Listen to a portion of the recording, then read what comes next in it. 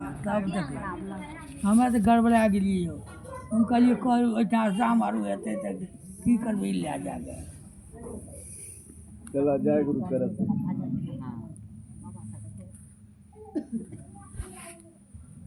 एगो विद्यार्थी भेज दियो स्वभाव।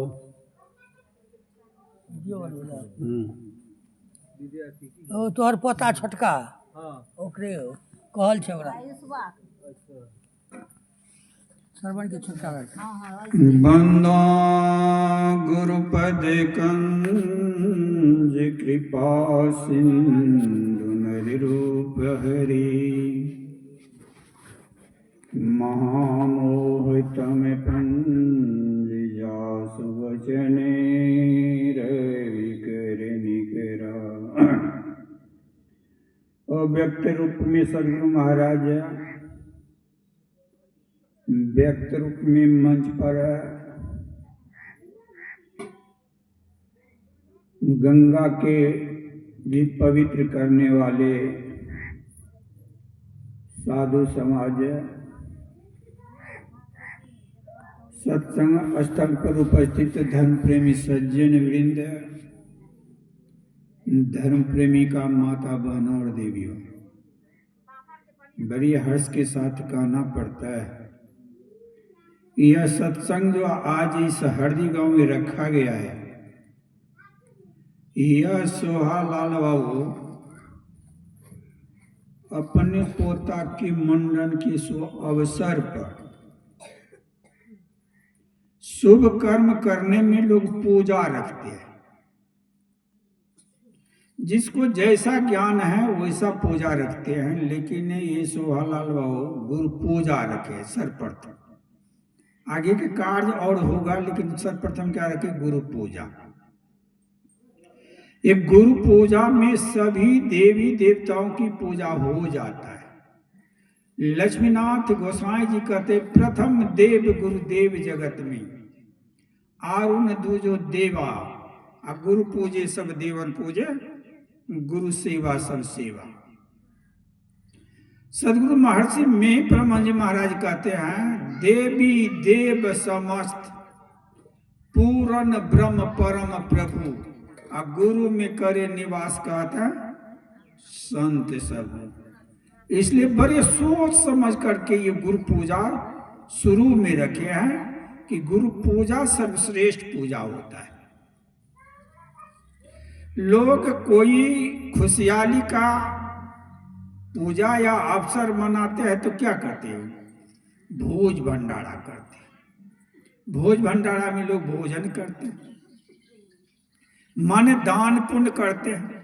तो दान पुण्य में क्या करते? भोजन कराते हैं, वस्त्र दान देते हैं, अन्न दान देते हैं, द्रव्य दान देते हैं। भोजन करा दिया, अभी सुबह में शाम में भूख लग जाएगा। कपड़ा दे दिया, 6 महीना चला जाए, साल बढ़ जाएगा, फिर कपड़ा की जरूरत हो जाती।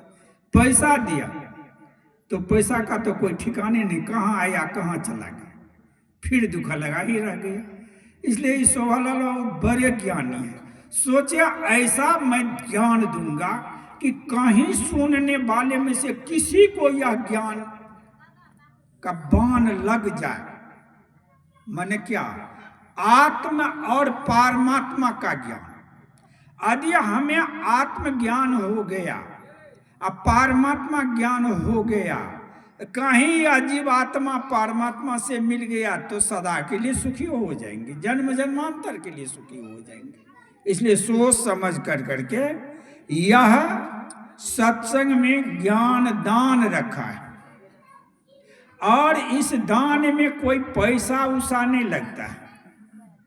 जैसे इंद्रमती कबीर साहब की चेली थी, तो उन्होंने अपनी पड़ोसन से जाकर के कही थी, जब कबीर साहब आए ना उनके यहाँ सत्संग कर रहे थे, तो कहा इंद्रमती पड़ोसिन को नहीं कही, अरे सबको न ज्ञान होना चाहिए। तो इंद्रमती गई थी अपने पड़ोसन के पास और कह रही थी हे सखी, हे सहेली, मेरे यहाँ बड़े सुंदर हाट लगे और इस हाट में सतपुर से बनिया आए हैं और सत के दुकान लगे हैं सखी, और सत्य की ही सौदा वहां बिकता है, मिलता है। कहीं वह सौदा खरीद लीजिएगा तो बड़ा लाभ होगा। और सखी एक बात मैं कहता हूं, एक भी पैसा नहीं लगे। क्या कहा?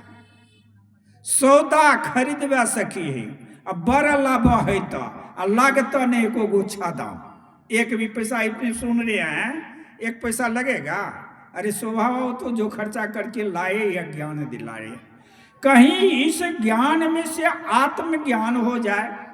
आत्मज्ञान जैसे इस शरीर में रहने वाले जो बोलने वाला आत्मा है, ये शरीर संसार ये जीवात्मा नहीं है, ये शरीर में रहने वाला आत्मा ये परमात्मा की अंशी है। वह परमात्मा कौन? जहां से हम लोग आए उसी परमात्मा के अंश हैं। उसी के संबंध में सर्वप्रथम पाठ में हम लोग सुने सत्संग योग भाग 1 कि वेद भगवान उपदेश करते हैं कि हे मनुष्यों, जगत प्रसव करता ईश्वर के तत्व ज्ञान प्राप्त करने के लिए बुद्धि योग, मानस योग और योग अग्नि की योग कर कहने के अर्थ है। बुद्धि योग मानी यही सत्संग हुआ। सत्संग के द्वारा वह जगत प्रसव कर्ता का ज्ञान हमें प्राप्त होगा। जगत प्रसव कर्ता ईश्वर, जैसे ये मुंडन हो रहा है इस बच्चा का, तो इसकी एक ही माँ ने इसको जब प्रसव के द्वारा पैदा किया। लेकिन यहाँ